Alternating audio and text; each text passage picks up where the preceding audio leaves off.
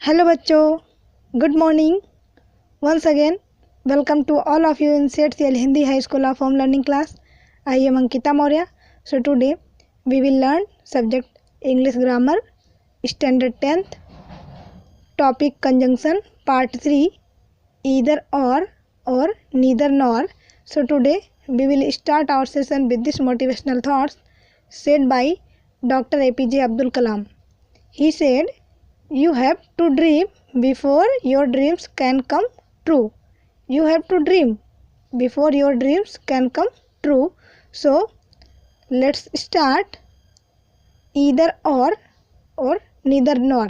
तो आज हम इधर और नीदर नॉर के बारे में डिस्कस करेंगे कि इधर और का उपयोग कहाँ किया जाता है और नीदर नॉर का उपयोग किस जगह पे किया जाता है। तो इधर और, सबसे पहले इधर और के बारे में जानेंगे। तो we use either or to talk about a choice between two or more possibilities.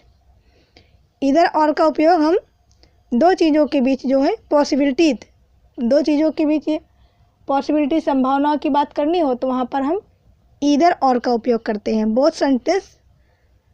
दोनों सेंटेंस कौन से फॉर्म में होंगे? दोनों सेंटेंस जो है अफर्मेटिव फॉर्म में होंगे, मतलब सकारात्मक फॉर्म में होंगे, पॉजिटिव होंगे। ईदर कैन बी दिस और दैट। इधर मीन्स होता है या तो ये या तो वो।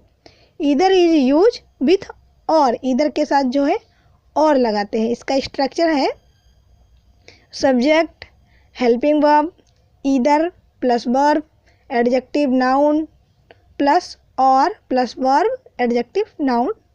ओके विद्यार्थी मित्रों, अगर हम इधर से स्टार्ट कर, सबसे पहले इधर आ रहा है तो इधर plus subject plus or plus subject plus helping verb, फिर main verb adjective noun, like that. Okay विद्यार्थी मित्रों, आप स्ट्रक्चर देख लेना। सो अब हम देखेंगे व्हेन सब्जेक्ट इज सेम, जब दोनों सब्जेक्ट जो है सेम होते हैं तो किस तरह से हम इधर और का उपयोग करते हैं, अब इसके बारे में जानेंगे। For examples, Rohit is playing cricket, Rohit is watching TV. इसमें देखो रोहित क्रिकेट खेल रहा है और रोहित टीवी देख रहा है, तो दोनों में जो है सब्जेक्ट क्या है, सेम है, लेकिन उसके कार्य जो है, क्रिया जो है अलग अलग है। तो इसका इस तरह से हम यूज करेंगे, Rohit is either playing cricket or watching TV. Rohit या तो क्रिकेट खेल रहा है या तो टीवी देख रहा है। ठीक है विद्यार्थी मित्रों, Rohit is either playing cricket or watching TV. So next example है, do you want tea, do you want coffee. तो इसको हम इस तरह से लिखेंगे, do you want either tea or coffee. क्या आपको चाय लेना पसंद करेंगे या फिर कॉफ़ी? दोनों, या तो ये चाय लेंगे या कॉफ़ी, लाइक दैट। ओके विद्यार्थी मित्रों, नेक्स्ट एग्जाम्पल है, Saanvi is intelligent, Saanvi is clever. देखो लेट्स सी, सानवी, इसमें भी सानवी है, दोनों क्या है, सब्जेक्ट सेम है, लेकिन उसके देखो यहाँ पे इंटेलिजेंट क्या है, एडजेक्टिव है, क्लेवर क्या है, ये भी एडजेक्टिव है। सानवी इज ईदर इंटेलिजेंट और क्लेवर, या तो सानवी इंटेलिजेंट है या फिर क्लेवर है, दोनों में से एक है, या तो ये या तो वो। सो जब सब्जेक्ट सेम होता है इस तरह से वाक्य बनाते हैं हम, इस तरह से इधर और का उपयोग किया जाता है। देखेंगे व्हेन सब्जेक्ट्स आर डिफरेंट, जब सब्जेक्ट अलग अलग होता है तब हम किस तरह से इधर और को कनेक्ट करते हैं वाक्य में। तो देखेंगे, Ravi is playing cricket, Vijendra is playing cricket. देखो Ravi is playing cricket, Ravi क्या, रवि सब्जेक्ट अलग हुआ, विजेंद्रा यहाँ पे भी सब्जेक्ट अलग हुआ, लेकिन वर्क जो है सेम है। तो ईदर रवि और विजेंद्रा इज प्लेइंग क्रिकेट। जो सब्जेक्ट अलग अलग होगा तो ईदर का उपयोग पहले करेंगे, ईदर रवि और विजेंद्रा इज प्लेइंग क्रिकेट, या तो रवि या फिर विजेंद्रा जो है क्रिकेट खेल रहा है। ओके विद्यार्थी मित्रों, और नेक्स्ट एग्जाम्पल है, she plays badminton, I play badminton. She plays, she के साथ ये प्रेजेंट टेंस है तो सी के साथ हम एस या एस का उपयोग करते हैं ना, ही सी इट। सो इसका होगा, हम किस तरह से बनाएंगे, ईदर सी और आई प्ले बैडमिंटन। आई के साथ ऑलवेज एस या एस नहीं लगाते हैं। ओके, तो ईदर सी और आई प्ले बैडमिंटन, या तो मैं, या तो वो, या तो मैं जो है बैडमिंटन खेल रही हूँ, खेलती हूँ, या तो वो बैडमिंटन खेलती है या तो फिर मैं। ही इज ईदर जय और जगत। नेक्स्ट एग्जाम्पल है या तो वो जय है या फिर वो जगत है, लाइक दैट। आई होप आपको समझ में आया होगा। So let's see more examples. Extra examples हैं इस टॉपिक के। You can play in cash, sorry you can pay in cash और you can pay by cheque. तो you can pay either in cash or by cheque. और next उदाहरण है the teachers are responsible for this, the principal is responsible for this. इसमें देखो subject अलग अलग है। तो द टीचर्स, टीचर्स क्या है, द टीचर्स बहुवचन है और द प्रिंसिपल सिंगुलर है, इसके लिए इज लगाया गया है। द टीचर्स है, इसके लिए आर लगा हुआ है helping verb. So either the teachers or the principals is responsible for this. Either the teachers or the principal is responsible for this, इसको ध्यान रखना। हेल्पिंग वर्ब के अकॉर्डिंग ही, सॉरी जैसा सब्जेक्ट होगा उसी के अकॉर्डिंग जो है हम हेल्पिंग वर्ब लगाएंगे। सब्जेक्ट जब एक वचन है तो हेल्पिंग वर्ब सिंगुलर होगा, सब्जेक्ट बहुवचन होगा तो हेल्पिंग वर्ब जो है प्लूरल होगा। लास्ट वाला देखेंगे। लाइक एग्जांपल्स, इस तरह इस वाक्य को अगर हम इस तरह लिखेंगे ईदर द प्रिंसिपल, अगर हम प्रिंसिपल को आगे कर दें either the principal or the teachers, तो टीचर्स के साथ क्या आएगा, आर। हेल्पिंग वर्ब जो है प्लूरल फॉर्म में आएगा। The teachers are responsible for this, इसको आप नोटिस करना, ध्यान रखना इस बात को, ठीक है। Either the principal or the teachers are responsible for this. So I hope either or के बारे में आपको समझ में आ गया होगा। अब हम नीदर नॉर का उपयोग कहाँ पे करते हैं, किस तरह से करते हैं, इसके बारे में डिस्कस करेंगे। तो लेट्स सी, इसका फर्स्ट पॉइंट है this is use to join two negative ideas. इसका उपयोग जो है दो नेगेटिव आइडियाज को ज्वाइन करने के लिए, कनेक्ट करने के लिए जो है नीदर नॉर का उपयोग करते हैं। Neither can be this, can not be this and also not that, ना तो ये ना तो वो। ईदर और में क्या था, कैन बी दिस और कैन बी दैट, या तो ये या तो वो। इसमें ना तो ये ना तो वो। Both sentence is are negative, दोनों सेंटेंस क्या होंगे, नेगेटिव फॉर्म में होंगे। उसमें क्या था, ईदर और में दोनों सेंटेंस पॉजिटिव फॉर्म में थे। ओके विद्यार्थी मित्रों, this is the structure. Subject, helping verb, neither plus verb adjective noun plus nor plus verb adjective noun.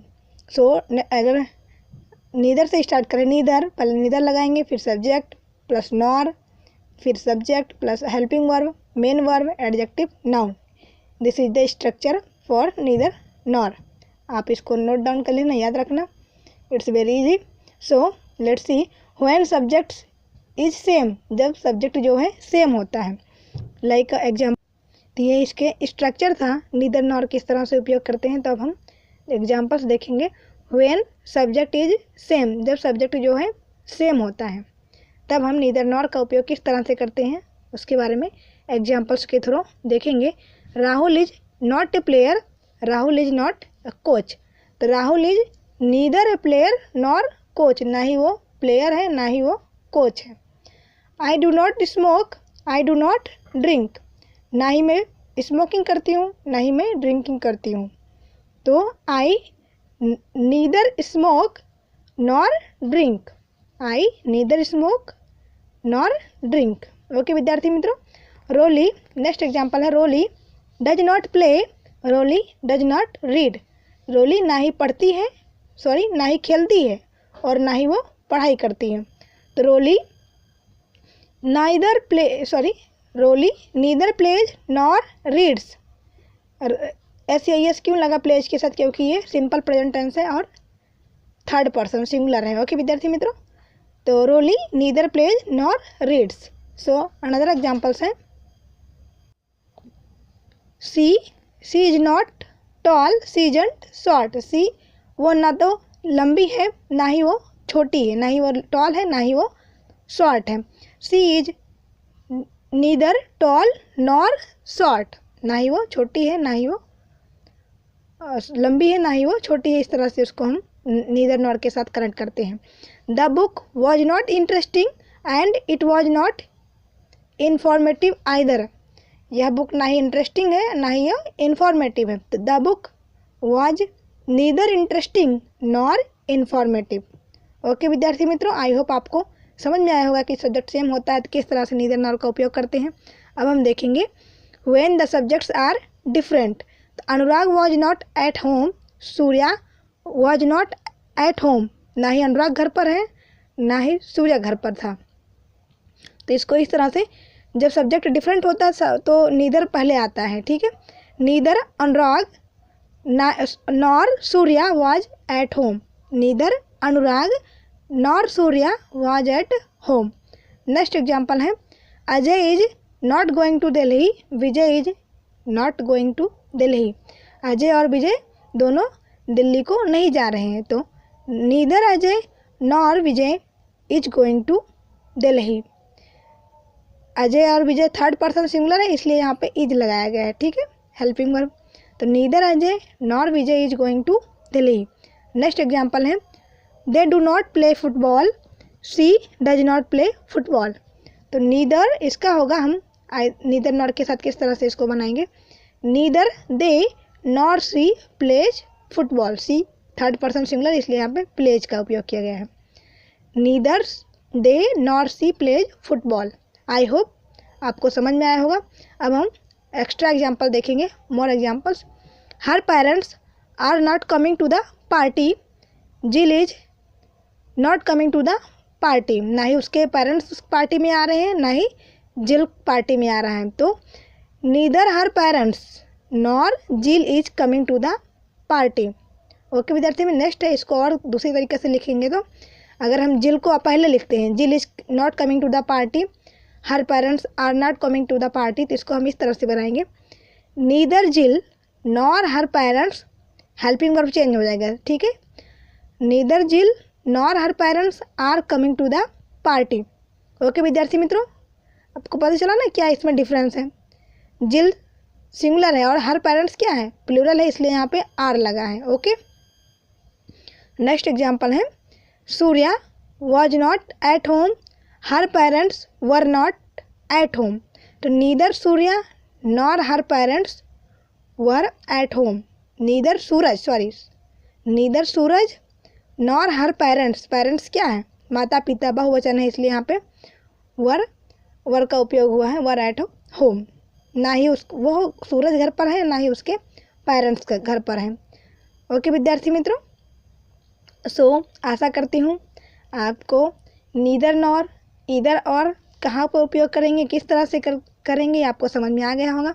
ये आपकी बुक में MM पटेल की बुक में एक्सरसाइज दी गई है, उसमें से मैंने आपके लिए 5 एक्सरसाइज ईदर और के बारे में ली है।